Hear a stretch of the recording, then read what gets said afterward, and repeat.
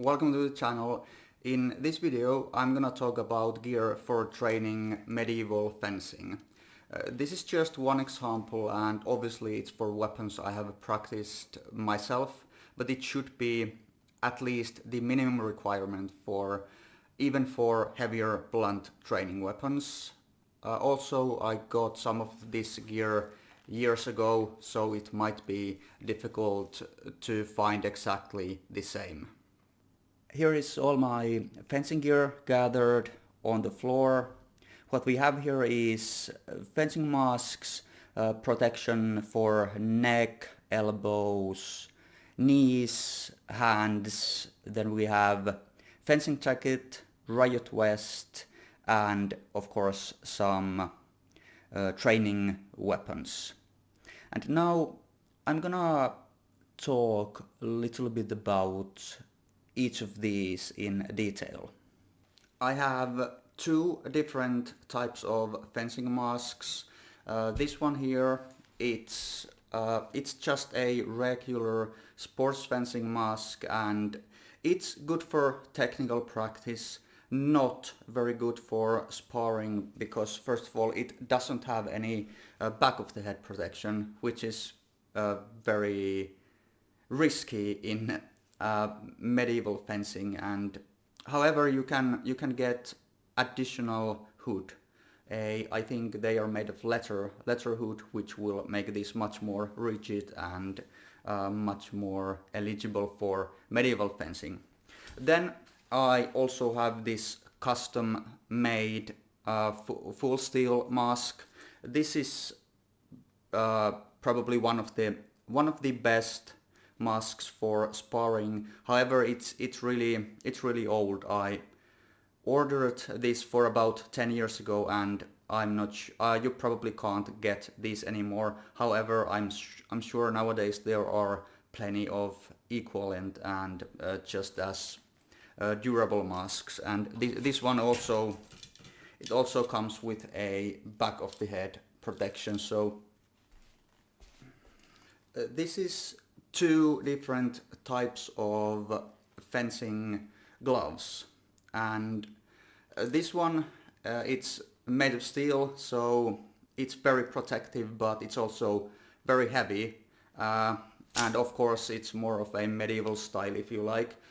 This is a more modern one. It has Kevlar finger protection, so it's light and probably at least protective enough, and it's also a very good compromise, because it's kind of a sweet spot between mobility and protection, and you can use this with pretty much or at least with most of the medieval training weapon. Two different types of neck protection. This one, it's more medieval style, more rigid, more expensive, but also it doesn't have as good mobility as this modern flimsy one, which is also protective enough. A cup, probably self-explanatory, usually not mandatory, but highly recommended.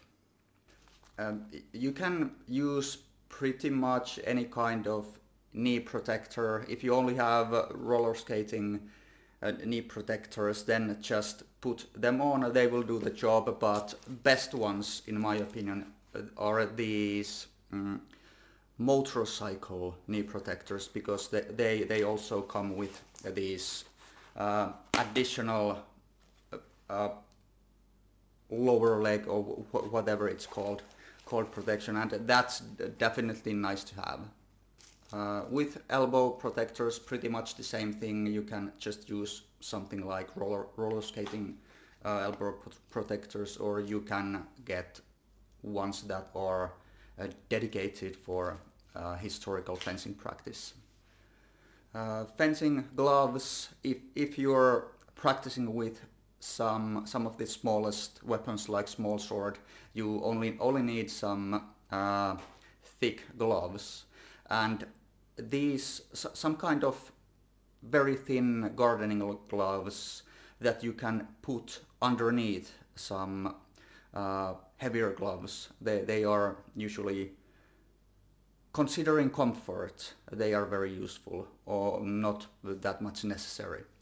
A dedicated fencing jacket for historical fencing, also for comfort reasons, very important. It's going to save you from many nasty bruises if you have appropriate historical fencing jacket.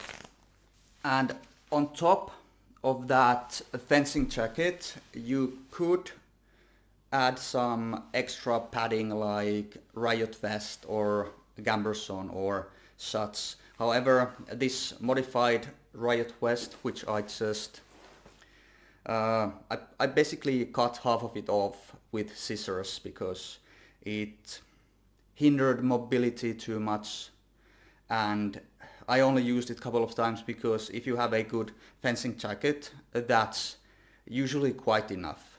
And finally, let's take a look at these weapons. This is a training longsword.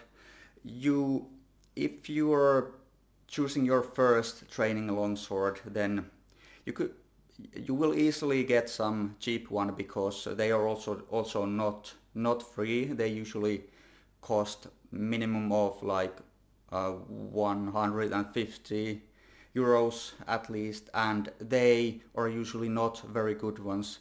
If you afford, you might get one of the expensive ones, because this one I bought it more than 10 years ago. I've been fencing probably 1,000 classes with it, and it still bites. Those cheap ones, they will easily break after using a couple of years or so. So definitely get a good quality sword. Then this is a rapier for rapier fencing, obviously. I believe this is from Dark Wood Armory. They are still around and they are still selling these. It's definitely a very good quality. This is actually not medieval weapon. It's a foil for some kind of modern foil fencing, but if you wanna practice small sword and you don't wanna pay like couple of €100 for a small sword, you can use these as replicas and practice much cheaper. And finally, my favorite style of weapon, sword and buckler, they always come in pairs. This style of fencing, you kind of need both of these to actually practice it. I guess only thing left to do is to put on this stuff and see how it looks like.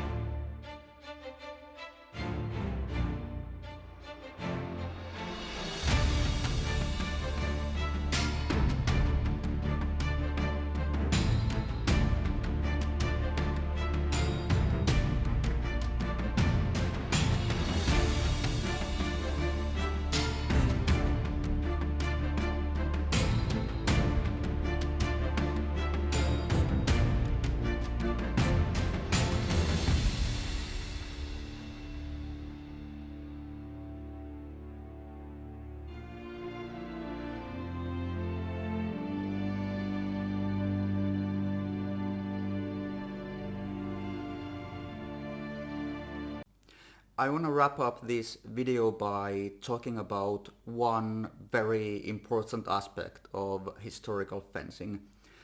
For practicing historical fencing, you always need a historical source that is written by someone whose life has been dependent on this particular weapon. Otherwise, you are practicing something else. These sources, they are often not very well explained. The one I have here is a fancy copy of the oldest surviving fencing manual. It's believed to be from the 13th or 14th century.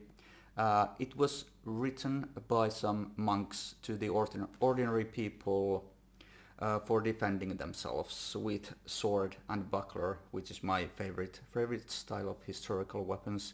And these instructions and illustrations can be easily interpreted in many different ways. So practicing historical fencing can be as much research as it can be physical exercise. Going to show some examples from this copy. It comes with this companion volume, which is basically English translation from original Italian or whatever Latin language. And the actual book, it looks something like this. This is how they used to draw all the instruction. There is an illustration and a very brief description. That's all for today. I hope this video was useful for you, and I wish you the best rest of the day. Bye.